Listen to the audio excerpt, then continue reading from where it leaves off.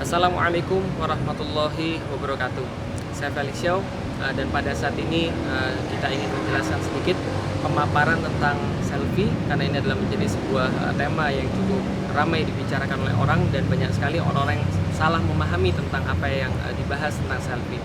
Pertama-tama harus kita lihat bahwa selfie ini adalah sebuah teknik foto di mana orang-orang menggunakan dirinya sendiri untuk mengambil gambarnya sendiri, baik lewat tangannya sendiri ataupun lewat alat-alat yang lain.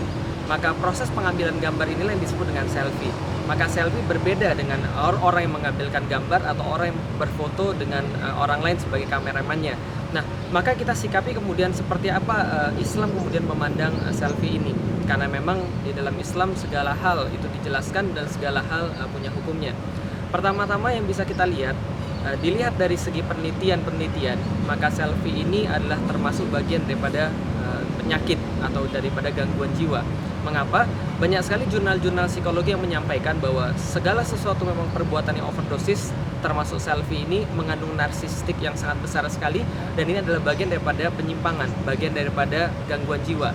Tatkala kita melihat atau kita ingat seorang narsisus, di mana dari namanya narsis ini kemudian diambil, dia terobsesi dengan dirinya sendiri, memperhatikan dirinya sendiri, kagum terhadap dirinya sendiri.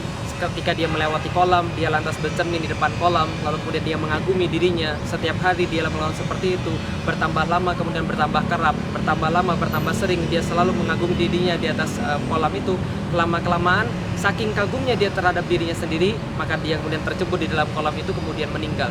Prosesnya sama, ketika orang melakukan selfie, jurnal psikologi menyampaikan kepada kita bahwa ini adalah sejenis daripada gangguan jiwa atau gangguan orang-orang yang memang secara psikologis ada. Dilihat dari segi Islam, ini lebih bermasalah tatkala selfie ini dilakukan oleh seorang muslimah. Karena kenapa? Di dalam Islam, rasa malu adalah bagian daripada keimanan. Karena Rasulullah SAW menyampaikan kepada kita bahwa iman ini ada 60 atau 70 cabang. Dan yang termasuk bagian daripada cabang keimanan itu adalah rasa malu. Rasa malu ini sangat penting sekali. Sampai-sampai Rasulullah mengingatkan kepada kita, inna likulli dinin khuluqan wa khuluqal islami al-haya. Bahwa setiap agama ini memiliki akhlak-akhlak mereka tertentu, dan tentu akhlak daripada Islam adalah rasa malu. Oleh karena itu seorang perempuan, seorang muslimah dituntut untuk memperhatikan rasa malu ini. Tapi apa yang terjadi ketika seseorang melakukan selfie yang sekarang? Bukan lagi teknik foto yang mereka tunjukkan, tapi yang mereka tunjukkan adalah bagaimana memperoleh mimik-mimik muka dengan berbagai pose, menunjukkan wajah-wajah mereka, sehingga itu adalah menarik bagi orang lain.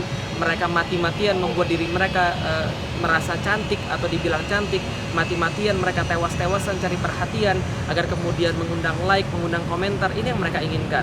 Ada kemudian ada 9 kotak, kemudian masing-masing dengan mimik muka pose yang berbeda-beda, dengan wajah yang diunyu-unyuin, dikiut-kiutin, kemudian wajah yang dimonyong-monyongin. Inilah bagian daripada tadi penyakit. Karena kenapa? Mereka desperately mencari perhatian. Ini yang kita lihat pada fenomena selfie yang sekarang. Padahal di dalam Islam, seorang wanita diperintah untuk menundukkan pandangan mereka, bukan mencari perhatian. Allah katakan di dalam Al-Quran, a'udzubillahi minasyaitonirrajim, bismillahirrahmanirrahim, wa kullil mu'minat yakhdudna min absarihinna wa yahfazna furujahunna wa la yubdina zinatahunna illa ma zahara minha. Allah katakan kepada para perempuan, wahai orang-orang, katakan kepada orang-orang yang mukminat, perempuan-perempuan yang beriman, hendaklah mereka menundukkan pandangan mereka, hendaklah mereka melindungi diri mereka daripada fitnah-fitnah, menjaga kemaluan mereka. Ini yang Allah perintahkan kepada para wanita. Bukannya malah sebaliknya, mengumbar aurat mereka, mengumbar kecantikan mereka, mengumbar fisik mereka dengan selfie ataupun tindakan-tindakan yang lain, yang ujung-ujungnya adalah mencari kenikmatan dan kepuasan fisik belaka.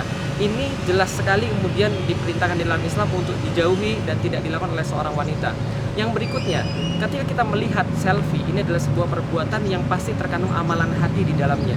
Yang kita khawatirkan bahwa selfie ini berujung pada takabur, berujung pada sifat riya, dan yang paling sedikit adalah sifat ujub.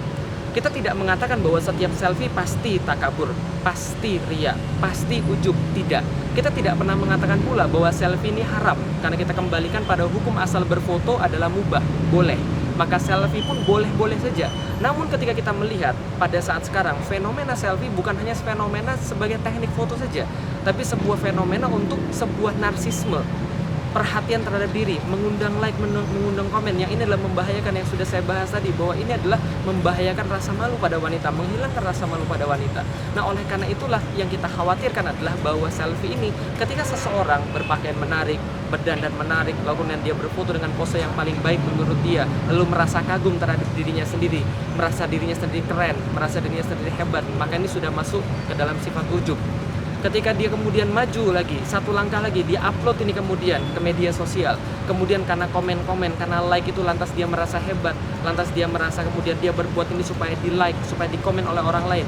Mulailah dia berbuat sesuatu bukan karena Allah, tapi karena orang, maka masuklah ke dalam sifat riya. Dan ketika dia maju lagi selangkah, dia menganggap bahwa yang lain tidak lebih baik daripada dia, bahwa dia lebih baik daripada orang lain, masuklah dia ke dalam sifat takabur. Maka kita sebagai seseorang yang menasihati, tentu saja menasihati pada setiap muslimah, jagalah rasa malu ini, bagian daripada keimanan yang sangat luar biasa. Bukankah telah sampai kepada kita tatkala Aisyah yang menjadi istri Rasulullah, dia menemukan bahwa Rasulullah meninggal, lalu kemudian disusulkan Abu Bakar yang meninggal, dan dia dimakamkan di rumah Aisyah, di kamar Aisyah. Tatkala itu ditambahlah satu orang lagi, ketika Khalifah Umar meninggal, maka Khalifah Umar dimakamkan di tempat yang sama bersama Abu Bakar dan bersama Rasulullah. Apa yang diucapkan oleh Aisyah? Demi Allah, tatkala aku masuk ke dalam kamarku, di situ berbaring bapakku Abu Bakar dan berbaring suamiku, yaitu adalah Rasulullah Muhammad SAW. Tapi semenjak Umar dimakamkan di tempat yang sama, maka aku menebalkan kainku karena malu kepada Umar, malu kepada mayit. Maka layak sebagai muslimah kita kemudian tidak menjaga rasa malu ini, kemudian kita umbar kemana-mana demi kemudian perhatian daripada orang, kagum terhadap pribadi, yang harusnya justru kita jaga agar jangan sampai amalan hati yang tidak baik ini justru menghiasi diri kita.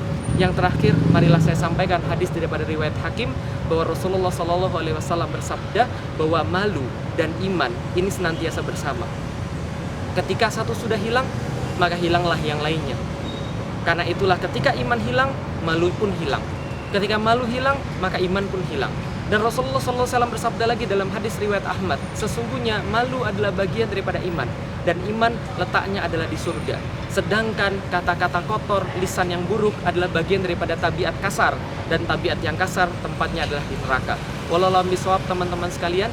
Ini adalah nasihat daripada seorang muslim pada muslim yang lainnya, bukanlah sebuah pernyataan akan haramnya sesuatu dan halalnya sesuatu. Tidak layak kita berfatwa sementara ilmu kita masih rendah. Tidak, ini hanyalah nasihat daripada seorang muslim pada muslim yang lainnya, terutama bagi diri saya sendiri, terutama bagi diri saya pribadi yang sedang merekam ini untuk Anda semua.